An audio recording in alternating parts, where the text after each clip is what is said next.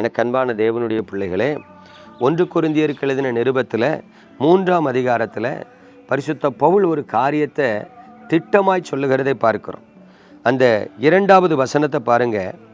நீங்கள் பலனில்லாதவர்கள் ஆனதால் உங்களுக்கு போஜனம் கொடாமல் பாலை குடிக்க கொடுத்தேன். இன்னமும் நீங்கள் மாம்சத்துக்குரியவர்களாய் இருக்கிறபடியால் இப்பொழுதும் உங்களுக்கு பலனில்லை என்று சொல்லுகிறார். அது எப்படி என்று விளக்கப்படும் பொழுது 3ஆம் வசனம் பாருங்க. பொறாமையும் வாக்குவாதமும் பேதகங்களும் உங்களுக்குள் இருக்கிறபடியால் நீங்கள் மாம்சத்துக்குரியவர்களாய் இருந்து மனுஷ மார்க்கமாய் நடக்கிறீர்கள் அல்லவா? பிரியமான தேவனுடைய பிள்ளைகளே, ஆண்டவராகிய இயேசு கிறிஸ்துவினிடத்தில் விசுவாசமாய் இருக்கிறது நல்ல காரியம். ஆனால் விசுவாசமாய் இருக்கிறது மட்டும் போதுமானதல்ல. ஆண்டவராகிய இயேசு கிறிஸ்துவினிடத்தில் விசுவாசமாய் இருக்கிற நீங்கள் ஒரு விசுவாசம் உள்ள வாழ்க்கை வாழுகிறீர்களா, மாறுபாடான ஒருவேளை ஆவிக்குரிய பலனற்றவர்களாய் வாழ்ந்து கொண்டிருக்கிறீர்களா என்பதை கவனித்து பார்க்கணும். எதுக்காக சொல்கிறேன்னா, கடந்த நாட்களில் ஒரு அண்ணன் என்கிட்ட வந்து பேசுகிறார். பிரதர், நம்மெல்லாம் எவ்வளவு பக்தியாக தேவ சமூகத்தில் எவ்வளவு ஆத்தும பாரத்தோடு கடந்து அழுது போராடி ஜெபிக்கிறோம். ஆனால் இன்னைக்கு சில பயலுக வந்துட்டு திடீர்னு 2 பாட்டு பாடுறான், டஸ்ஸு புஷ்ஷுங்க, பார்த்தா அவன் மேலே போயிடுறான். இதெல்லாம் சாத்தான் கொடுக்குற ஆசீர்வாதம் தானே பிரதர் அப்படின்னு என்கிட்ட கேட்டாங்க. இப்போ நல்ல கவனிங்க, ஆவிக்குரிய வாழ்க்கையில் கர்த்தர் என்ன சொல்கிறாருன்னா, நீ பொறாமை கொள்ளாத. அப்படி தானே? ஒரு மனுஷன் உயர்த்தப்படுகிறான்னா உயர்த்தப்படுகிறவனை பார்த்து பொறாமைப்படக்கூடாது. இன்னைக்கு அந்த அன்னை பொறாமைப்படுறார். எப்படி பொறாமைப்படுறாரு? நான் எவ்வளவு பாரத்தோடு ஜெபிக்கிறேன், எவ்வளவு கண்ணியமாக இருக்கிறேன், நான் எவ்வளவு சத்தியத்தை அறிந்திருக்கிறேன், எனக்கு கிருபை கிடைச்சி நான் வளர முடியல, ஆனால் எந்த தகுதியுமே இல்லை, 2 பாட்டை படிச்சுட்டு அவன் டாப்பில் வந்துட்டான்.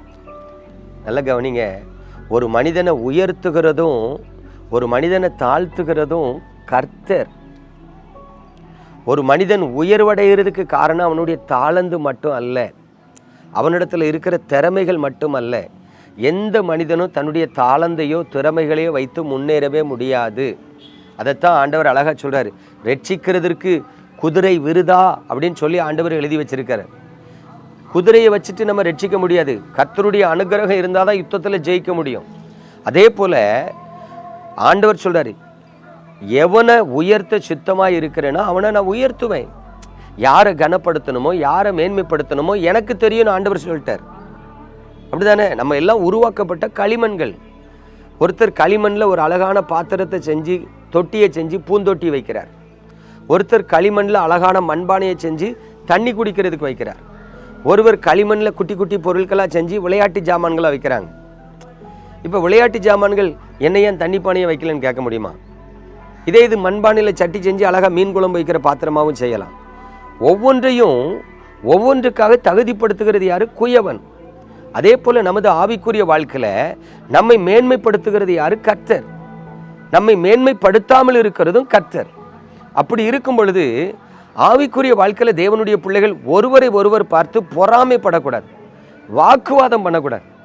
அப்போ இன்னைக்கு ஆவிக்குரிய வாழ்க்கையில் தேவனுடைய பிள்ளைகளுக்குள்ள பொறாமை, வாக்குவாதம், எரிச்சல் காணப்படுகிறதை நான் பார்க்கிறேன். ஒரு கஷ்டப்பட்ட குடும்பத்திலேருந்து ஒரு பையன் படித்து நல்ல நிலைமைக்கு வந்துட்டான்னா, பாரு அற்பனுக்கு வாழ் வந்ததை பாரு, இவெல்லாம் மேலே வந்துட்டான் அப்படின்னு சொல்லி அற்பமாக பேசுகிற ஜனங்களை நான் பார்க்குறேன். யாரெல்லாம் இப்படி அற்பமாக பேசுகிறீங்களோ நீங்கள் எல்லாம் மாம்சத்துக்குரியவர்கள் என்று கர்த்தர் சொல்கிறார். ஆவிக்குரியவர்கள் அல்ல, தேவனுடைய பிள்ளைகள் அல்ல, விசுவாசிகள் அல்ல, மாம்சத்துக்குரியவர்கள். ஆகவே எனக்கு அன்பான தேவனுடைய பிள்ளைகளே, என்றைக்கும் ஒரு மனிதன் உயர்த்தப்படும் பொழுது, ஆசீர்வதிக்கப்படும் பொழுது அதை பார்த்து பொறாமைப்படவோ எரிச்சல் அடையவோ அவதூறான வார்த்தைகளை பேசுகிறதோ உங்களிடத்தில் காணப்படும் என்று சொன்னால் நீங்கள் மாம்சத்துக்குரியவர்களாக இருக்கிறீர்கள்.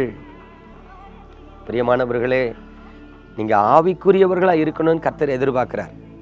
உங்கள் கண்ணு முன்னாடி ஒரு கஷ்டப்பட்ட குடும்பத்திலேருந்து ஒரு ஏழை ஆசீர்வதிக்கப்பட்டு உயர்த்துறான்னா, ஸ்தோத்திரம் தம்பி, இந்த ஆசீர்வாதத்தை உனக்கு தந்தது கர்த்தர். கர்த்தரை மறந்துடாதீங்க. கடைசி வரைக்கும் கர்த்தரை பிடிச்சிக்கிடுங்க. ஆண்டவருக்கு சாட்சியா இருங்க. நானும் உங்களுக்காக ஜெபம் பண்றேன்னு சொல்லுங்க. நீங்கள் தான் ஆவிக்குரியவர்கள், நீங்கள் தான் தேவனுடைய பிள்ளைகள். எனக்கு அன்பான தேவனுடைய பிள்ளைகளே, ஆனா இன்றைக்கு பெரும்பாலான விசுவாச குடும்பங்களுக்கு பாருங்க, அந்த பிள்ளைய பாருங்களே, அந்த பிள்ளையை பார்த்தாவது உனக்கு அறிவு வருதாலே, அவன் படிச்சு எப்படி மேலே வந்துட்டான், நீனும் இருக்கிறிய உருப்படாம போறவனன்னு சொல்லி அடுத்த பிள்ளையை வச்சு தான் பிள்ளையை சபிக்கிறவங்களும் இன்னைக்கு இருக்கிறான். எனக்கு அன்பான தேவனுடைய பிள்ளைகளை இயேசு கிறிஸ்துவின் நாமத்தில் சொல்றேன், ஆவிக்குரியவர்களாக இருங்க, மாம்சத்துக்குரியவர்களாக இராதீங்க. நீங்க தேவனிடத்துல விசுவாசம் உள்ளவர்களாய் கர்த்தரை முழு நம்பிக்கையோடு பின்பற்றினா ஆவிக்குரியவர்களாக இருப்பீங்க. ஆவிக்குரியவர்கள் எல்லா காரியங்களையும் ஏற்றுக்கொள்ளுகிறவர்களாக, சந்தோஷப்படுகிறவர்களாக, சமாதானம் பண்ணுகிறவர்களாக இருப்பாங்க. இன்றைக்கு உங்கள் வாழ்க்கை எப்படி இருக்குங்கிறத நீங்கள் கவனித்து பாருங்கள். நீங்கள் மாம்சத்துக்குரியவர்களாக இருந்தால் தயவு செய்து மனம் திரும்புங்க. அப்பொழுது கர்த்தர் உங்கள் கண்ணீரை துடைப்பார், ஜெபத்தை கேட்பார், ஆசீர்வதிப்பார். நம்ம ஜெபிப்போமா?